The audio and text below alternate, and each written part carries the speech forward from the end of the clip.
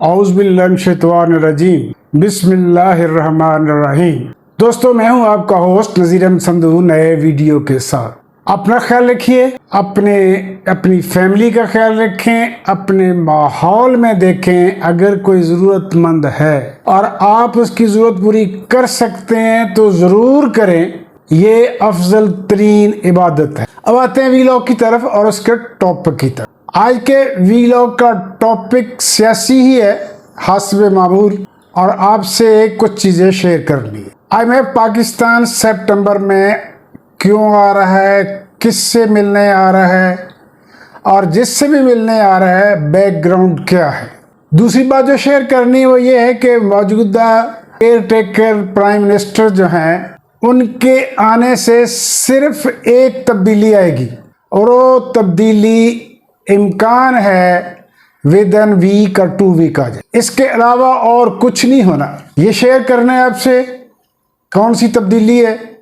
تیسری بات یہ ہے کہ GHQ کا لٹو پچھلے 8-9 ماہ سے الٹا ہی گھومے جا رہا تھا، اب چانس ہے کہ تھوڑا سیدھا گھومنا شروع ہو جائے۔ یہ شیئر کرنا ہے کہ کیسے چانس ہے۔ چوتھی بات یہ ہے کہ عدالتوں کے رویے میں فی الحال سٹیٹس کو ہے، تبدیلی آنی چاہیے، آگے آئے گی مگر کچھ وقت لگے۔ کتنا، یہ بھی آپ سے شیئر کرنا ہے۔ سب سے پہلے اب آتے ہیں کہ کیئر ٹیکر پرائم منسٹر کی طرف۔ کیئر ٹیکر پرائم منسٹر حسب معمول ان 6 لوک جنکوں کا حصہ ہے جو پاکستان کے 22-24 کروڑ انسانوں کا خون چوس رہی ہے۔ محترم کے خلاف کراچی میں سرکاری اراضی پہ قبضہ کرنے کا پرچہ تھا، مقدمہ چل رہا تھا، اور وہاں کمشنر DC سب نیئر ٹو ڈیسیژن تھے کہ محترم اسی طرح پرائم منسٹر بن گئے جس طرح شہباز شریف پہ فرض جرم اسی دن عائد کرنی تھی، اور اسی دن وہ پرائم منسٹر بن گئے۔ اس طرح کے معجزے پاکستان میں ہوتے آ رہے ہیں 75 سال سے، اور اس وقت تک ہوتے رہیں گے جب تک ہم سوتے رہیں گے۔ کیئر ٹیکر پرائم منسٹر کے متعلق ایک اور خبر ہے کہ ان کے پاس 2 پاسپورٹ ہیں، ایک پاکستان کا، ایک افغانستان، اور وہ 15 سال برطانیہ میں افغانی شہری کے طور پر رہے ہیں۔ اب وہ پاکستان کے پرائم منسٹر ہیں، اور اتفاق یہ ہے کہ وہاں بھی کاکڑ پرائم منسٹر ہے، افغانستان میں بھی۔ اب آتے ہیں کہ پرائم منسٹر صاحب کے GHQ کا لٹو پچھلے 8-9 ماہ سے الٹا گھوم رہا تھا۔ میرا تجزیہ ہے کہ عاصم منیر جنرل صاحب جو ہیں، ہمارے general Asim Samir army chief جو ہیں، وہ کوئی پھولوں کی سیج پر نہیں رہے یہ 8-9 ماہ۔ وہ مکمل آرمی چیف بھی نہیں تھے۔ انہیں برطانیہ سے، انہیں لندن سے ریگولر دھمکیاں مل رہی تھی کہ محترم لگا سکتے ہیں تو ہٹا بھی سکتے ہیں، اور یہ مت سوچنا کہ مشرف کی جگہ ہم نہیں لا سکے تھے۔ مشرف کی گرپ بہت مضبوط تھی، کوئی دوسرا آرمی چیف بننے کو تیار نہیں تھا، اس لیے ہم ناکام ہوئے۔ آپ کی کوئی گرپ نہیں ہے، یہ ہم نے پلاننگ کے ساتھ آپ کو لگایا۔ اس کے آدمی ہیں آپ، شارٹ کورس کے آفیسر ہیں، اور فائٹنگ فورسز میں اس وقت اکثریت لانگ کورسز کی ہے، کاکول اکیڈمی کے ٹرینڈ آفیسرز کی ہے۔ ان کا ایک گروپ ہے جو تم سے کہیں طاقتور ہے، اور وہ باجوہ، جنرل باجوہ کی باقیات میں شامل ہے۔ اس لیے آپ وہی کریں گے جو لندن سے حکم آئے گا۔ ادھر ادھر ہونے کی کوشش کی تو 2 جرنیل جو اس وقت سینئر ہیں، وہ دونوں ہی آرمی چیف بننے کے لیے بےتاب ہیں۔ یہی وجہ ہے کہ لٹو الٹا گھومتا رہا، اور ایک کمزور آرمی چیف اسے روک نہ پایا۔ جو نواز شریف نے چاہا وہی ہوتا رہا۔ باجوہ کی باقیات اور نواز شریف ایک پیج پہ ہیں، اور وہ وہی کرتے رہے جو باجوہ چاہتا تھا، جو نواز شریف چاہتا۔ مگر اب حالات بدل گئے۔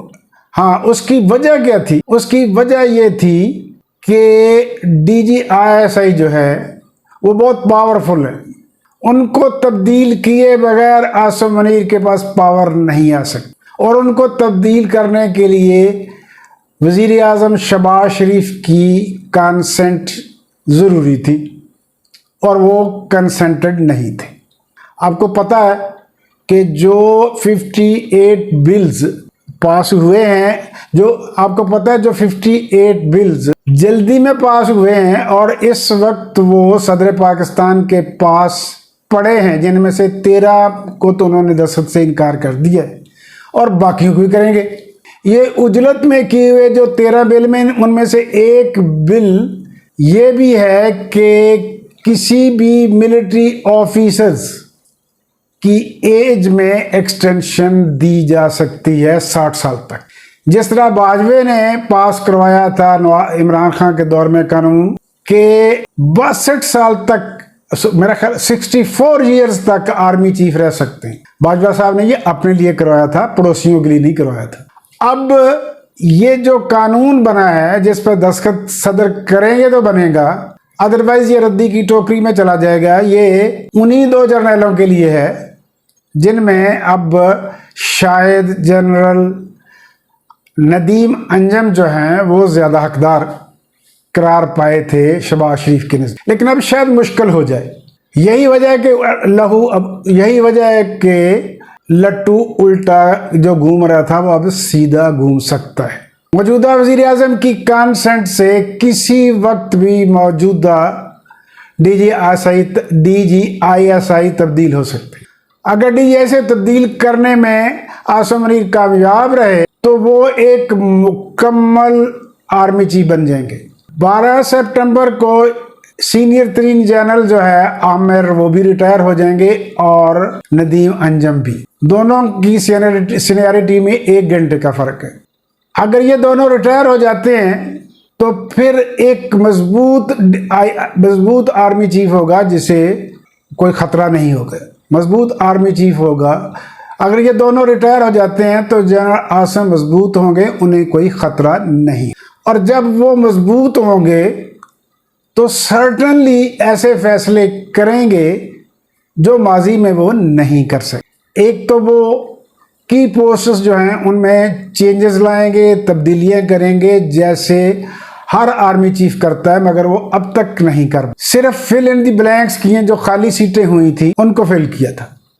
اب ٹرانسفریں ہوں گی، ان کی پسند کے بندے کی پوسٹوں پہ آئیں گے، پھر وہ مضبوط ہوں گے۔ اب انہیں کوئی نہیں کہہ سکے گا کہ اگر لگا سکتے ہیں تو ہٹا بھی سکتے۔ یہ چینج ہے۔ اور جی ایچ کیو کا جو میں نے کہا ہے نا لٹو الٹا گھوم رہا تھا، وہ اب شاید سیدھا گھومنا شروع ہو جائے۔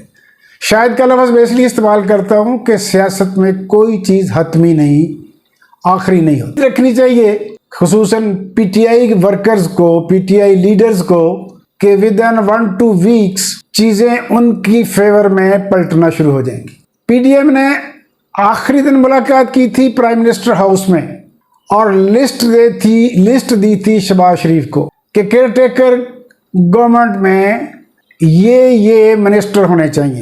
بہرحال اس لسٹ تو گھومتی رہی، مگر اس میں ابھی تک کنفرم نہیں کوئی ہوا۔ جو لوگ کنفرم ہو رہے ہیں وہ مقابلتاً نیوٹرل سمجھے جا سکتے۔ ابھی فی الحال کہا جا رہا ہے الیکشن کے متعلق مختلف باتیں ہو رہی ہیں کہ 90 دن میں ہوں گے یا مارچ میں ہوں گے یا 2025 میں ہوں گے، اس طرح کی بے شمار باتیں کی جاتی ہیں، مگر یہ ساری کی ساری باتیں چھوڑی جا رہی۔ ابھی کوئی چیز نہیں کہی جا سکتی، کچھ پریڈکٹ نہیں کیا جا سکتا۔ کچھ دنوں بعد بادل چھٹیں گے تو پھر کچھ تجزیے دیے جا سکیں گے، کوئی پریڈکشن ہو سکے گی۔ اس کے ساتھ ہی دوستوں میں اس ویڈیو کو کلوز کرتا ہوں اور آپ سے ریکویسٹ کرتا ہوں کہ آپ اسے سبسکرائب کریں، لائک کریں، کامنٹ کریں۔ I will be thankful to you.